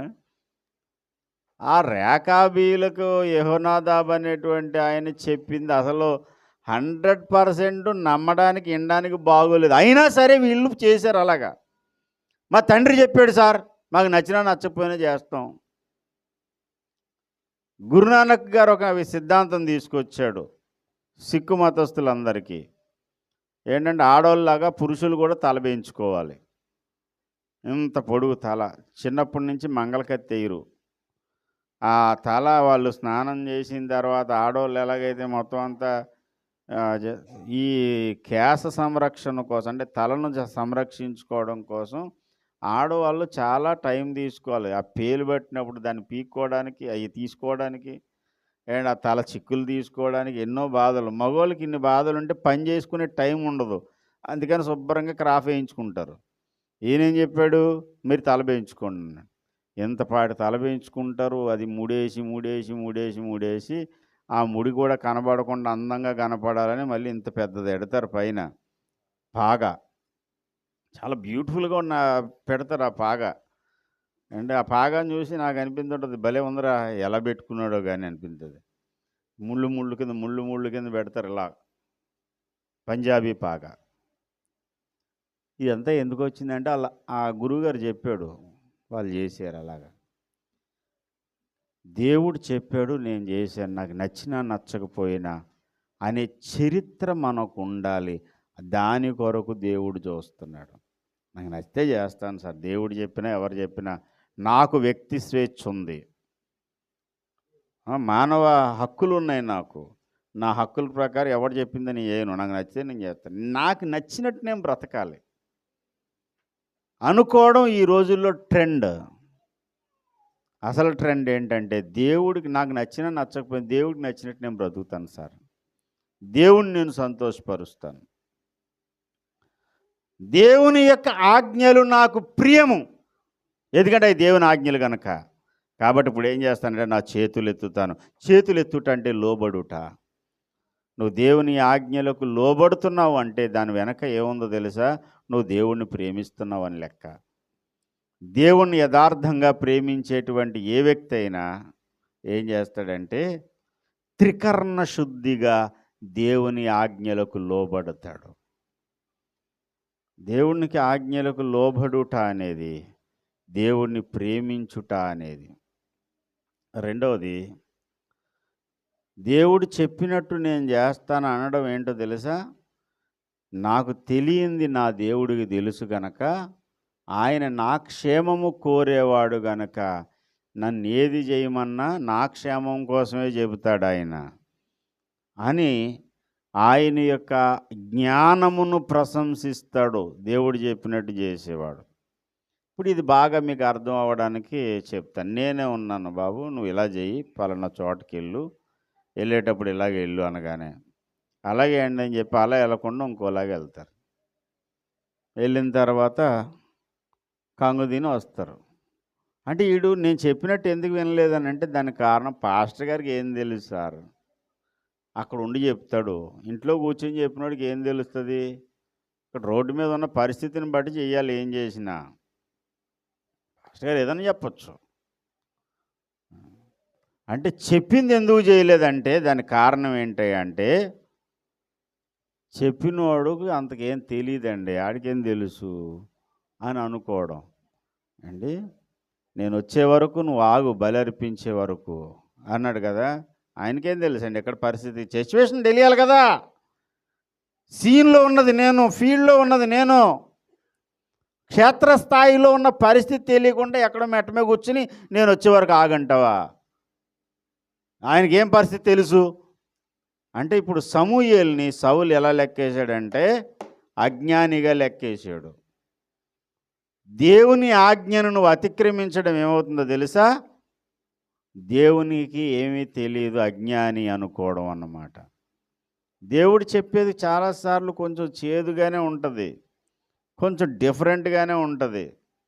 ఇనప గొడ్డలి, ఏ గొడ్డలి? ఇనప గొడ్డలి నీటిలో పడిపోయింది. నీటిలో పడిపోయిన ఇనప గొడ్డల్ని అయ్యో ఏలినవాడా గొడ్డలు పడిపోయిందని ఏడుతున్నాడు. అది ఎరువు గొడ్డలు, అది ఎరువు బరువు సేటు అంటారు.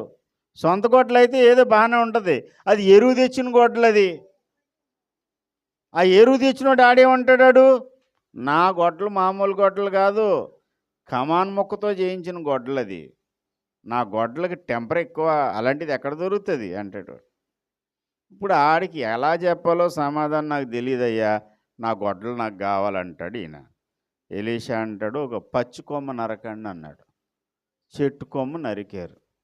ఎక్కడ పడిపోయిందంటే ఇక పలానా చోట. అక్కడ ఈ కొమ్మ ఇలా నీటిలో పెట్టంటే కొమ్మ తీసుకొచ్చి నీటిలో పెట్టాడు.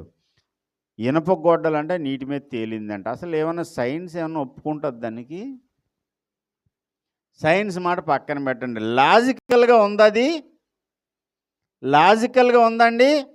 పచ్చికొమ్మ నరికి నీటిలో పెడితే ఇనప గొడ్డలు తేలుతుందా? ఎవడ చెవిలో పెడతావు బాబు క్యాలీఫ్లవరు?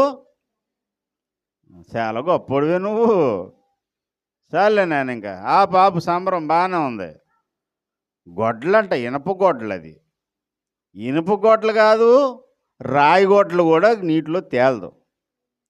అలాంటిది నీటిలో తేలడానికి అయస్కాంతం పెట్టి, ఇంకా అదే మ్యాగ్నెట్, అయస్కాయంతం అంటారు కొంతమంది. అయస్కాయంతం పెట్టు పైకి తేలుతుంది అంతే తప్ప కొమ్మ పచ్చి కొమ్మ తీసుకొచ్చి నీటిలో పెడతాడంట. ఆ కొమ్మ పెడితే నీ లాజిక్కి వ్యతిరేకంగా చెప్తాడు దేవుడు. చాలా విచిత్రంగా ఉంటాయి దేవుడు చెప్పే మాటలు. దేవుని ఆజ్ఞ పాటించడానికి పూనుకుంటే, దేవుని మాట వినడానికి పూనుకుంటే నువ్వు ఏం చేయాలంటే నీ స్వబుద్ధిని ఆధారం చేసుకోవడం మానేయాలి. నీకంటే ఒక స్వబుద్ధి ఉంది కదా, దాన్ని స్విచ్ ఆఫ్ చేసేయాలి. నా స్వబుద్ధి పక్కనెట్టండి సార్. ఏలినవాడా కూరలో విషం కలిసింది, ఆకుకూరలన్నీ తీసుకొచ్చి వంట చేద్దాం, ఆకుకూరలు తినరా, తోటకూర, గోంగూర, బచ్చల కూర, చుక్కకూర, పాలకూర, ఇంకేం కూరలు ఉన్నాయో నాకు తెలియదు, మెంతికూర, ఇలాంటి కూరలన్నీ తేరా అంటే ఆడెవడో తీసుకొచ్చి విషంతో కూడిన కూర, అదే కూర తెలియదు, ఆకు వాడికి తెలియదు. ఆడి బచ్చల కూరలాగా కనపడింది కానీ అది బచ్చల కూర కాదు, గన్నేరాకు తెచ్చేసాడు, వేసేసాడు. వంటంతా అయిపోయింది, ఆకుకూర వడ్డించే సమయంలో అది విషం. అది అయ్యో ఏలినవాడా ఇది విషం అనగానే యాంటీడోస్ ఏదన్నా ఇవ్వాలి, లేకపోతే తీసి అవతల బారేయాలి. పిండి తీసుకురండి, పిండి తీసుకొచ్చి కలపండి. సార్ ఇప్పుడు నాకు తెలిసి వచ్చి ఉప్పు ఎక్కువైనప్పుడు కొంచెం శనగపిండో ఏదో పిండి వేస్తే కొంచెం ఉప్పు తగ్గొచ్చు. కారం ఎక్కువైనప్పుడు కొంచెం నిమ్మరసం కలిపితే కారం తగ్గొచ్చు అండి. కూరలో కొంచెం కూర వండడం ఒక టాలెంట్ అయితే, చెడిపోయిన కూరను బాగు చేయడం కూడా మరో టాలెంట్. కొంతమంది ఉల్లిపాయలు మార్చేసి పసుపు వేసేస్తారు, కనబడకుంటుంది రంగు వేసేద్దామని. ఆ కూర తినవసరం లేదు, ఆ వాసన చూస్తే చాలు ముట్టుకోం మనం, తెలిసిపోద్ది. ఇప్పుడేమో వంటకమేమో విషం అయిపోయింది, ఈయన ఏం కలపమంటున్నాడు అక్కడ? పిండి కలపమంటున్నాడు. ఇక ఊరుకో, ఈయనకి మొత్తం బ్రెయిన్ పోయినట్టుంది, నెత్తి మీద ఎంటుకలే కాదు లోపల బుర్ర కూడా పోయింది ఈయనకి అని అనలేదు వాళ్ళు. ఎలీషా చెప్పాడు, తీసుకొచ్చి వెంటనే పిండి కలిపారు. విషపూరితమైపోయిన ఆహారము కమ్మని రుచిగా మారిపోయింది. అందుకే చెబుతున్నాను, దేవుని ఆజ్ఞలు నువ్వు పాటించడం అనేది దేవుణ్ణి ప్రేమించుట. దేవుని ఆజ్ఞలకు లోబడడం అనేది దేవుడు నాకంటే గనుడు జ్ఞాని అని ఒప్పుకోవడం. దేవునికి స్తోత్రం కలుగునుగా. అన్నీ ఎరిగినవాడు సార్. నా వేలో, నా పాయింట్ ఆఫ్ వ్యూలో నేను చెప్పేది కరెక్ట్గా అనిపించవచ్చు, కానీ దేవుని పాయింట్ ఆఫ్ వ్యూలో మాత్రం అది మాత్రం కరెక్ట్. ఆయన చెప్పింది కరెక్ట్, నేను చెప్పింది కాదు. నేను అనుకున్నొచ్చు, నేను చెప్పింది నాది కరెక్ట్ అని అనిపించవచ్చు నాకు. నా ఆలోచన, నా తలంపు పక్కన పెట్టండి, ఆయన చెప్పినట్టు చేస్తాను, ఆయన చెప్పింది వింటాను అని దేవుని ఆజ్ఞకు తన్ను తాను సమర్పించుకొనుట, దేవుని సర్వజ్ఞతను, దేవుని జ్ఞానమును ఒప్పుకొనుట. దేవునికి స్తోత్రం కలుగునుగాక. దేవుని ఆజ్ఞలకు లోబడ్డం అంటే మొదట ఏం చెప్పాను? దేవుణ్ణి ప్రేమించుట. 2, దేవుడు చెప్పింది చెప్పినట్టు చేయడం ఏంటయ్యా అంటే, అది దేవుడు నాకంటే జ్ఞానవంతుడు, ఆయన నాకంటే తెలిసినోడు సార్. ఎవరన్నా సరే చాలామంది చెప్పింది వింటాం, కానీ వాళ్ళు చెప్పినట్టు చెయ్యం. ఏంటి ఎందుకు చేయమంటే, ఆడికి ఏం తెలిసిలేండి నాకు తెలిసినంత అనిపించాం. ఇప్పుడు ఉదాహరణకి ఎవడో వచ్చాడు, నాకు కడుపులో నొప్పి వస్తుంది సార్, మీ కడుపులో నొప్పి తగ్గాలంటే మీ సెప్టిక్ ట్యాంకు ఒక అడుగు పెంచండి పైకి, ఉన్న పైన ఇదేంటి బాత్రూమ్ పడగొట్టేసేసి సెప్టిక్ ట్యాంక్ ఒక అడుగు పెంచండి, అప్పుడు మీకు కడుపు నొప్పి తగ్గిపోద్ది అని ఎవడో నాకు చెప్పాడు అనుకోండి. ఇంతకుముందు ఒకరికి అలాగే చెప్తే వాళ్ళు అలాగే బద్దలు కొట్టేశారు. కిందన ట్యాంక్ కట్టుకుని దాని మీద వాష్రూమ్ కట్టుకున్నారు. కట్టుకున్న తర్వాత ఇంట్లో ఆమెకి కడుపులో నొప్పి వస్తుందని చెప్పేసి ఎవరితో చెప్తే ఆడెవడో చెప్పాడంట, తింగరోడు. వాడు ఏం చెప్పాడంటే, నీ భార్యకు కడుపు నొప్పి రావడానికి కారణం ఏంటంటే సెప్టిక్ ట్యాంకు అది తేడా ఉంది, ముందు ఆ బాత్రూమ్ బద్దలు కొట్టేసి సెప్టిక్ ట్యాంక్ కొంచెం పెంచండి, ఆ తర్వాత దాని మీద బాత్రూమ్ కట్టండి అని చెప్పాడంట. అప్పుడు ఈవిడ కడుపు నొప్పి తగ్గిపోద్దని నాకు చెప్పాడు అనుకోండి. అలాగ ఎవడన్నా లాగి గోపు మీద కొడతాను. తింగరోడా, సెప్టిక్ ట్యాంక్ సైజు పెంచడం కాదు, ముందు ఈవిడికి స్కానింగ్ చేయించు. కడుపు నొప్పి ఎందుకు అవుతుంది, ఓవర్ బ్లీడ్ ఎందుకు అవుతుంది, ఆ గర్భసంచిలో ఏ ఇబ్బంది ఉంది, గైనకాలజిస్ట్ డాక్టర్ నిర్ణయిస్తాడు. గైనకాలజిస్ట్ డాక్టర్ చెప్పినప్పుడు ఆ గైనకాలజిస్ట్ చెప్పినట్టుగా ఆపరేషనో మందులో వాడితే కడుపు నొప్పి తగ్గుతుంది, కానీ బాత్రూమ్ సైజు మార్చుకుంటే తగ్గుతుందా? మీరు వింటారు అసలు? అది నాకు ఎవరన్నా చెప్పాడు, నాకు చెప్తుంటారు కొంతమంది, వాస్తు కుదరలేదండి అందుకని అంటే నోరు మూసుకుని పోరా అని చెప్తాను. ఎందుకనంటే ఆ వాస్తుని నేను నమ్మను. దిక్కులన్నిటికీ నా యేసయ్యే ప్రభువు. దేవునికి స్తోత్రం, హల్లెలూయా. విశ్వమంతటికి రాజుని నేను నమ్మాను, నీకేం తెలుసా బుద్ధిహీనుడా అని నోటితో అన్నగాని మనసులో అనుకుని పక్కన వదిలేస్తానండి. అంతేనా? అవునా కదా చెప్పండి. ఏదన్నా తర్క విరుద్ధంగా మూఢనమ్మకాలతో ఎవడన్నా చెప్పాడు అనుకోండి, ఏంటి బాగా నీరసంగా ఉంటుందండి, కళ్ళు తిరిగిపోతున్నాయి, చాలా అలసటగా ఉంటుంది అని అంటే 6 నిమ్మకాయలు, ఆమె నిమ్మకాయలు కూడా రేట్ ఎక్కువ ఉన్నాయి, 6 నిమ్మకాయలు, 3 మసిబొగ్గులు, 3 మేకులు, 8 తల వెంట్రుకలు, నల్ల కోడిపెట్ట రక్తం, అన్నంలో కలిపి కుంభం కలిపి నడిచే దారిలో పెట్టేస్తే నీకు నీరసం పోద్దని చెప్తాడు. ఇవన్నీ మీకెలా తెలుసండి అంటే నేను చేయించుకోలేదు. చేయించుకున్న వాళ్ళు ఏం చేశారు, ఈ దారిలోనే ఒకరు పెట్టారు బుట్ట, కుంభం బుట్ట. మన సదిన ఎలాంటిది అనుకుంటున్నారు? ఆ బుట్ట దగ్గరికి వెళ్ళి కాలుతో తన్నుదాన్ని, మిమ్మల్ని తన్నమని చెప్పట్లేదు, తెలుసుకోవాలండి. ఓ తన్నుదాన్ని అందులో ఏం పెట్టాడా అని చెప్పి. అంటే వీళ్ళు చూడండి, వీళ్ళ ఇంట్లో ఉన్న దెయ్యాలు నీరసాలు జనాలుగా తగులుకోవాలి. రోడ్డు పోయే వాళ్ళందరికీ ఈ దెయ్యాలు అంటుకోవాలని చెప్పి నడిచే దారిలో పెట్టాలన్నమాట. మళ్ళీని నడిచే దారిలో పెట్టారు. అక్కడ పెడితే దగ్గరికి వెళ్ళి ఇలా కాలుతోటి ఇలా ఇలా తన్ని చూసాను ఏమున్నాయని. మసిబొగ్గులు, తల వెంట్రుకలు, అన్నంలో రక్తం కలిపి. అయ్యి బాబు పాటర్ గారండి ఏదో ఏమైపోదో అని అంత మూఢనమ్మకాలని పిచ్చి అంతా. అల్లిపోతూ ఉంటారు. అల్లిపోయేటప్పుడు ఇలాంటి మూఢనమ్మకాలు చెప్తారు. నేను విన్నాలంటి. నేను చిన్నప్పటి నుంచి నాకున్న మైండ్ సెట్ అలాంటిదే. పిల్లోడికి ఎక్కుళ్ళు వస్తుంటే నీళ్ళు పట్టడం మానేసి, చంటి పిల్లోడికి చిన్న దారం పోగు తీసి ఇలాగని ఇలా బొట్టెడతారు. ఆ బొట్టెడితే వీడికెళ్ళ తగ్గుతాయి అసలు. బయటికి వెళ్ళి రాగానే ఒక గుడ్డ నూనెలో ముంచి ఇలాగని ఆ గుడ్డ వెలిగింతారు. గుడ్డ వెలిగించగానే దాని నుంచి బొట్లు పడుతూ ఉంటాయి, నూనె బొట్లు. చూసారు, ఈ దిష్టి అంతా అందులోంచి పోతుందంట. మా మేనల్లుడు చాలా చక్కగా ఉండేవాడు, చిన్నోడాడు నాగేంద్ర, చాలా తెల్లగా చక్కగా ఉండేవాడు. వాడిని బయటికి తీసుకెళ్ళి వచ్చినప్పుడల్లా ఇదే పని చేసేవారు, ఇలాగని వెలిగించేవారు. ఇప్పుడు నేనేం చేసేవాడిని అంటే, నాకెవడెడతాడు దిష్టి? ఆడ తెల్లగా అందంగా ఉన్నాడు కాబట్టి పెట్టాడు దిష్టి. నేను ఎలా ఉన్నాను అసలు? అప్పుడు నేను కూడా నూనెలో ముంచుకుని ఇలా అనుకుని నిజం వెలిగించుకోండి, నాకు బొట్లు పడి. అలాంటివన్నీ ఎందుకు నమ్మం అంటే నాన్ సెన్స్ అని. ఆడికి సెన్స్ లేదు సార్, అది నాన్ సెన్స్. అది ఎవరో ఏదో పెట్టారు. పాతకాల పద్ధతులన్నీ మూఢనమ్మకాలను కొట్టేయద్దు. కొన్ని అందులో లాజిక్ కూడా ఉన్నాయి, కొన్ని ప్రయోజనకరమైన ఉన్నాయి, కొన్ని మాత్రం అన్నీ ఇలాంటివే. ఎక్కిళ్ళు వచ్చినప్పుడు కొంచెం నీళ్ళు పట్టాలి. పెద్దోళ్ళకి ఎక్కిళ్ళు వచ్చినప్పుడు వాళ్ళ మైండ్ డైవర్ట్ చేయాలి. ఎక్కిళ్ళు వచ్చేసి పాపం 2 రోజులు బట్టి ఆగట్లేదు ఒక అమ్మాయికి. వచ్చి రాగానే నేను అన్నాను, ఇలాంటి పనులు ఎప్పుడు చేయకు నువ్వు.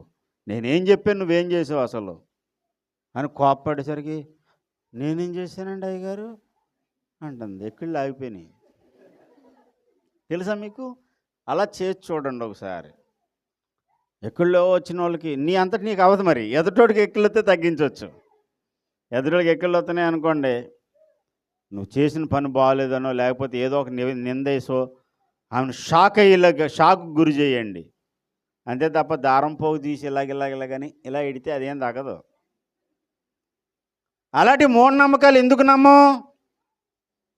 బుద్ధి లేదురా, నీకు తెలివి లేదురా అని. మరి దేవుడు చెప్పింది ఎందుకు నమ్మం అంటే, తెలియకుండా దేవుణ్ణి తెలివి లేనివాడు అనుకుంటారనమాట. నా దగ్గరకు వచ్చి కొంతమంది సలహా అడుగుతారు, పాస్టర్ గారు పలానా కంప్లైంట్ ఉందండి, నాకు ఇలా ఉంది, ఏం చేయమంటారంటే, నాకు తెలిసింది ఏదో చెప్తాను, పలానా డాక్టర్ దగ్గరికి వెళ్ళండో లేదా. ఖచ్చితంగా అక్కడికి వెళ్ళరు. మరి అడగడం దేనికి అసలు అంటే, ఈడేం చెప్తాడో చూద్దామని. అక్కడికి వెళ్ళిన తర్వాత అనుకున్నది ఫెయిల్ అయిన తర్వాత అంతా అయిన తర్వాత మళ్ళీ చాలా అద్భుతంగా, అయ్యగారు మీరు చెప్పారు కానండి, అప్పుడు నాకు కొంచెం ఇబ్బంది ఉండి వెళ్ళలేకపోయాను, ఒకసారి ఆ డాక్టర్ గారి నెంబర్ ఇవ్వండి అంటుండే. నాకు తెలుసు వీళ్ళ సంగతి, అయినా సరే ఫోన్లే ఇంక ప్రతిదీ పట్టుకుని లాగితే చాలా ఉంటాయి. వాళ్ళు ఏదో చేశారులే అని చెప్పిస్తాను. నాకు తెలిసి వీళ్ళ సంగతి ఏంటంటే, వచ్చినప్పుడే నాకు తెలుసు. నాకు అందరూ ఎలాంటి వాళ్ళని కాదు, నాకు తెలిసి ఏంటంటే కొంతమంది ఉన్నారు ఈ బ్యాచ్ మన సంఘంలోనే. అడుగుతారా? అడిగింది దేనికనంటే నన్ను పరీక్షించడానికి అడుగుతున్నారో లేకపోతే నేను చెప్పింది చేయకూడదు అనుకుంటారో తెలియదు, కానీ 100% పాస్టర్ గారు అంటారు, ఎందుకైనా అంత శ్రమ తీసుకుని చెప్తున్నారు, వాళ్ళు ఏం చేయరు. నాకు తెలియదు అనుకున్నావు ఆ సంగతి? నాకు తెలుసు, వాళ్ళ మైండ్ సెట్ నాకు తెలుసు. అయినా నేను ఎందుకు చెప్పానంటే, అది నా సంస్కారం, నాకున్న ప్రేమ. వాళ్ళ మీద నాకున్న ప్రేమను బట్టి నేను చెప్తున్నాను. నా మీద వాళ్ళకి ప్రేమ లేదు, లేకపోతే ఈడికేం తెలుసు అనుకున్నారో ఏంటో. అంతే. రాత్రి సీన్ జరిగింది. పెట్రోల్ కోసం ఈ ఎంత ప్రయత్నాలు చేస్తున్నాడంటే, నాకు అనిపించింది 100% పెట్రోల్ దొరకదు అని వేసేసాను ఇంక జీనుకి. నాకు ఓపిక లేదు ఇంకా. మరి రేపు పరిచర్య ఎలాగా అంటే, చూద్దాం ఎవరో ఒకరు బండిలో కొంచెం పెట్రోల్ తీసుకునో, లేకపోతే ఎవరినో ఒకరిని దేబెట్టమనో ఏదో ఒకటి చేద్దాం. కారులో చుక్క ఆయిల్ లేదు. అయినా సరే కొంతమంది సహోదరులు దొరుకుతుంది అంటే వాళ్ళ కోసమని వెళ్ళాను. ఎంత వెళ్ళినా, ఎక్కడికి వెళ్ళినా ఎక్కడ ఆయిల్ దొరకలేదు. మళ్ళీ తిరిగి వచ్చాం. అంటే ఇప్పుడు ఏమనుకుంటారు అంటే అవతల, మేము చెప్పినా సరే పాస్టర్ గారు వింటలేదని అనుకుంటారని చెప్పి వాళ్ళు అనుకోకూడదని నేను వెళ్ళాను అసలు విషయం. చాలాసార్లు ఇలాగే జరుగుతుంటుంది. నేను ఎన్ని చెప్తుంటానా, చెప్పింది మాత్రం చేయరు. అంతకంటే ఏదో చేద్దాం, ఏమీ చేయలేవు నువ్వు. నువ్వు నడిచొచ్చిన దారిలో నుంచే, ఆ దారిలో నుంచే ఇక్కడికి వచ్చాను నేను. నేను చూసే పాయింట్ ఆఫ్ వ్యూ వేరు, నువ్వు చూసేది వేరు. తీరా అక్కడి నుంచి వచ్చిన తర్వాత ఇక్కడికి వచ్చి అంటావు, అప్పుడు మీరు అన్నది కరెక్టే, అలా చేస్తే బాగుండు కానండి, ఇప్పుడు ఏం చేస్తావు, ఇంకా అయిపోయింది సమయం. ఎప్పుడు నువ్వు మాట వినగలుగుతావు అంటే,